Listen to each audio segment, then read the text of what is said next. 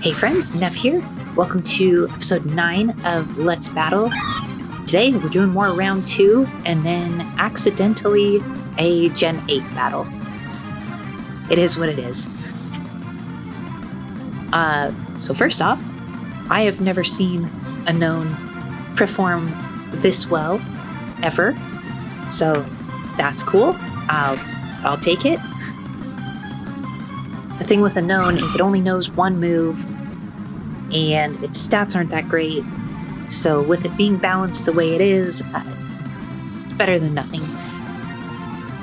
But I usually, in these random battles, if I end up with an unknown, it will end up being basically my sacrifice or the one that I use to predict a sleep, so I can just get something useless put to sleep, and then thanks to the sleep clause, not have to worry about anything else. But this was really cool to have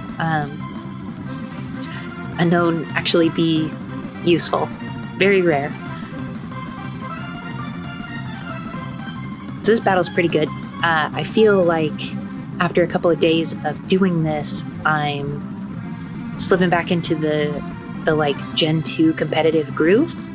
And that's awesome because I love Generation 2.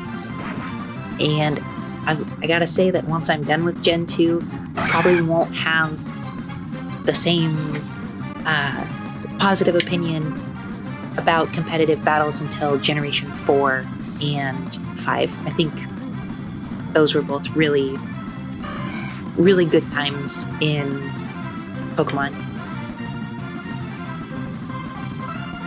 So far, we are doing okay. And now, Unknown has served its purpose, and we're just kind of gonna let it faint so we can get a free switch into something else.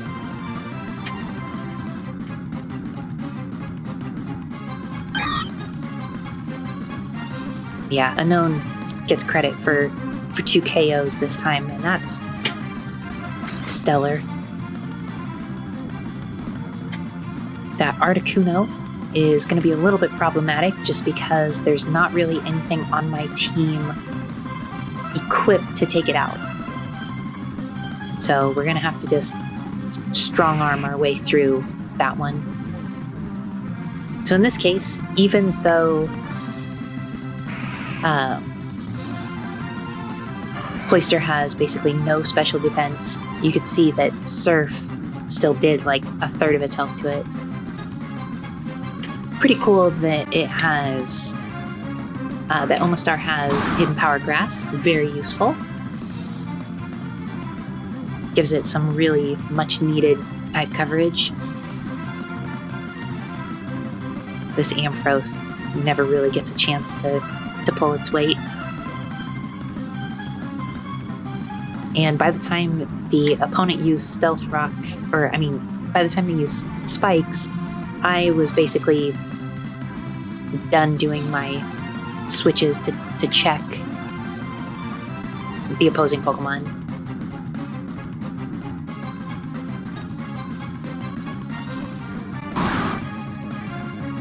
So yeah, those spikes aren't really going to be much of a problem.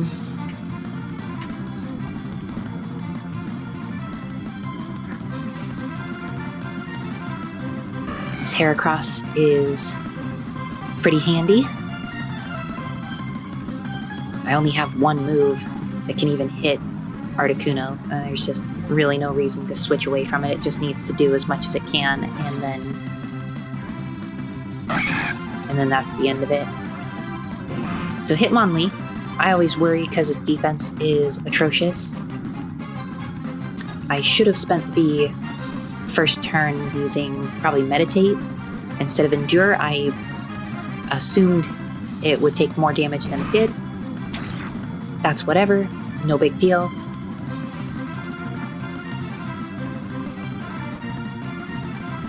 And now we have a bit of a stall. The freeze went away pretty quick, and because we have rest, I don't have to worry about what am I saying? Basically, the moveset it has left, I don't really have to worry about anything. that was fun. And we started out with Beedrill. And if you've seen the last episode, all hail Lord Beedrill.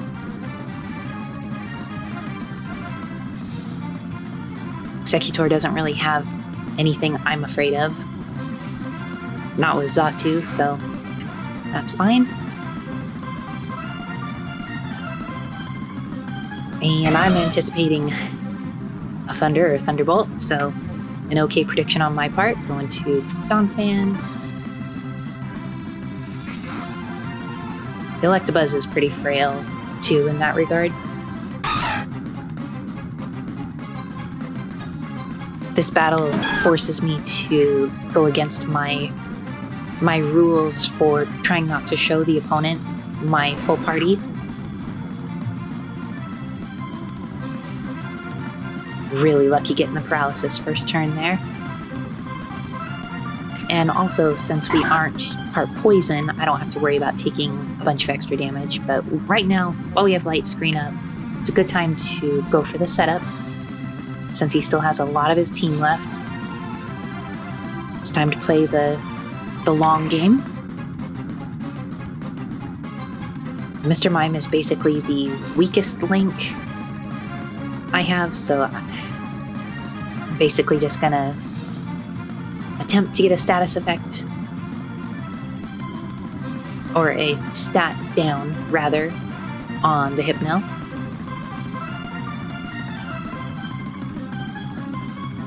Unfortunately, no good paralysis luck.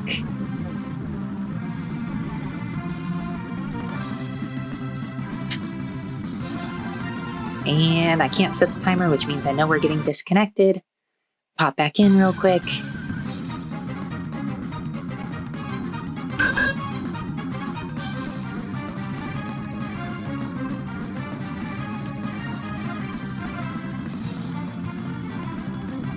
And we're okay. So long as I can get rest off, we're okay.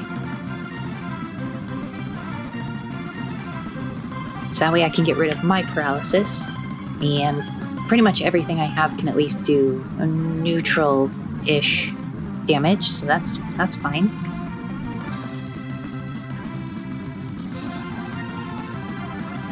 I'm trying to pay really good attention to how many turns I'm actually asleep. There's so many times myself or my opponent will be using Sleep Talk, and they'll, while they're sleep talking, end up using Rest again, and then it throws off the rhythm.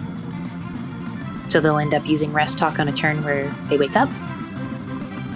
I don't want that to be a thing, so gotta pay extra close attention.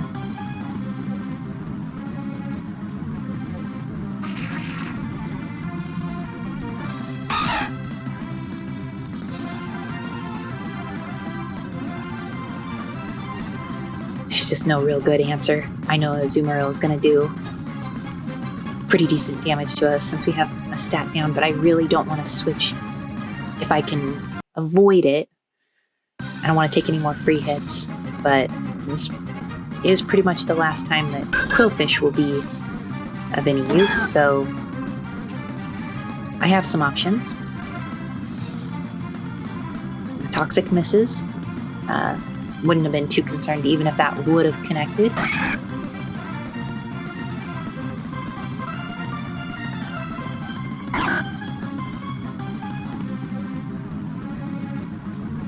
Gonna go for the poison if I can get it.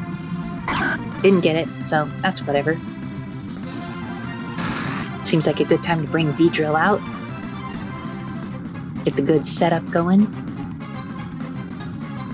And Light Screen's gone, but that's the way it goes.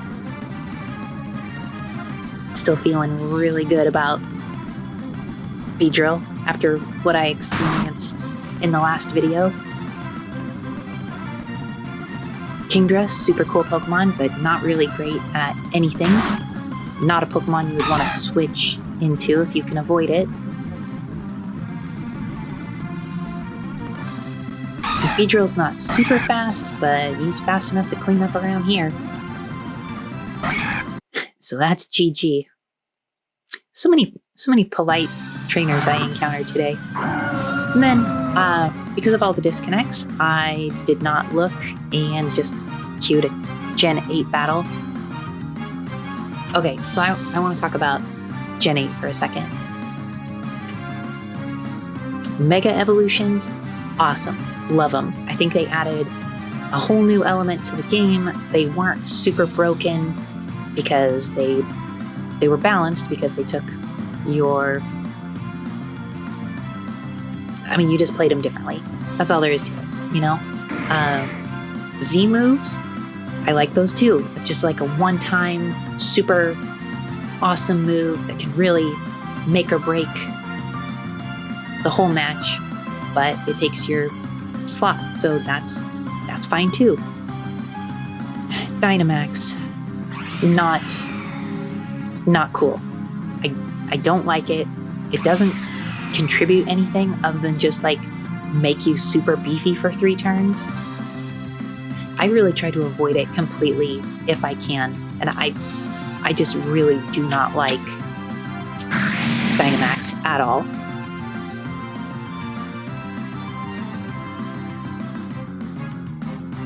Yes, like, I know it gives you a new move set and things like that, but you're basically just fighting a bigger form of what was already out. It's just not as cool. I don't like it. I hope to see it go away. So who knows?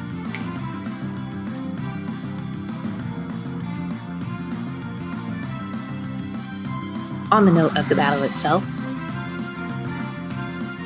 I have some strange Pokemon. Did not expect Earthquake to OHKO that, so that was unexpected. This Flygon's really doing some work.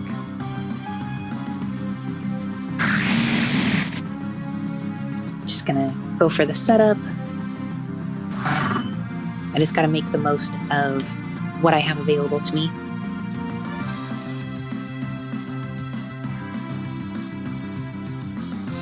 This seems like an okay time to heal. And Volt Switch doesn't do anything to me because I'm not flying type.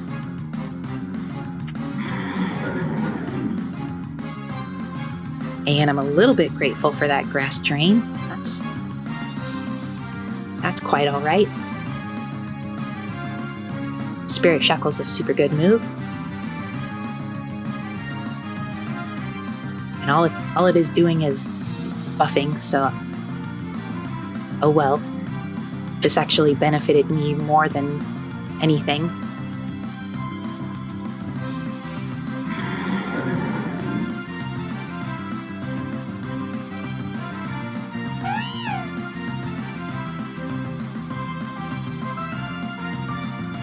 And I know I'm going to take some hurt here just because of typing.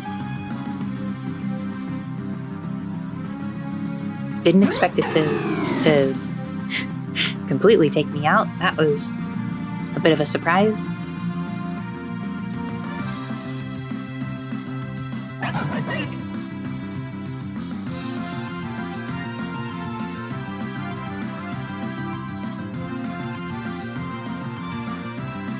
Play Rough completely misses. Get a little more action out of close combat. Which I gotta say, when that move was introduced, Generation 4, I think? Great, love it. It's like a high risk, high reward type move. Really good. And with the amount of waiting I waited for them to take their turn, I knew Dynamax was coming, and I just hate it.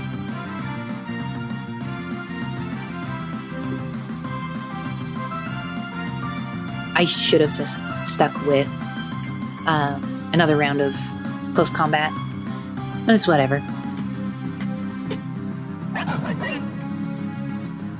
I can tell you that I wouldn't, if they didn't Dynamax, I would not Dynamax, period.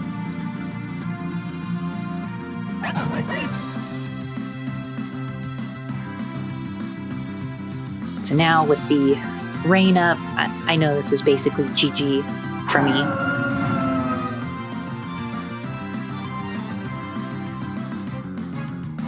It's fine though. I'm over it. Dynamax is just the worst.